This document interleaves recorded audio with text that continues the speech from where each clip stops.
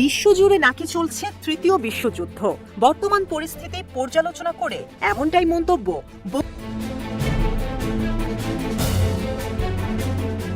জার্মানের নাৎসিবাদী নেতা হিটলারের হাত ধরে শুরু হয়েছিল দ্বিতীয় বিশ্বযুদ্ধের।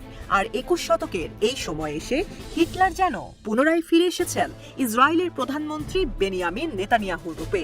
তাই নেতানিয়াহুকে উপাধি দেয়া হয়েছে আধুনিক যুগের হিটলার।